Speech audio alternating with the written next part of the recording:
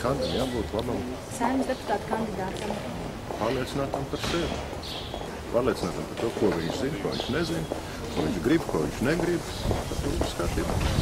Cilvēku, kurš nav pārliecināts par sevi, kā viņš var pieņemt lēmumu. Jo šeit jāpieņem lēmumu. Tie nevienmēr ir tie paši, varbūt arī sabiedrībai tā plaši patīkamākie lēmumi. Ja? Nu, šeit jābūt gatavam pieņemt arī lēmumus, par kuriem tu skaidri zini, kad iznākot no Saeimas mājas, tev neviens galvu neklaupīs. Ja? Arī tādi ceļš šobrīd krīzes laikā, vai ne, varbūt tā arī ir kaut kāda problēma mums parlamentam, ka daudz cilvēki būtībā nav spējīgi pieņemt lēmumus. Viņam vienkārši ir bail pieņemt lēmumu, kurš varētu kādu sadusmot.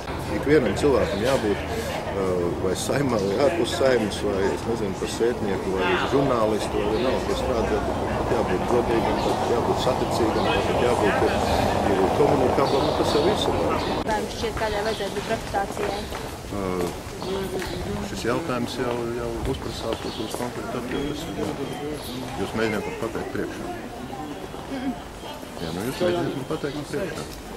Tas ir reputācija. Reputācija veido ne tikai pats deputāta kandidāts, bet arī mediji. Un šobrīd es pieļauju, ka šī priekšvēlēšana kampaņa būs saistīta ar ļoti pamatīgu melno PR. Un līdz ar to diez vai būtu pareizi, teiksim, katram cilvēkam tagad domāt, vai viņam nav kaut kāds skelets skapī, vai būtībā vai gadījumā nav kāds viņam ļaunu vēlošs cilvēks, kurš pēkšņi varētu mēģināt nomalināt.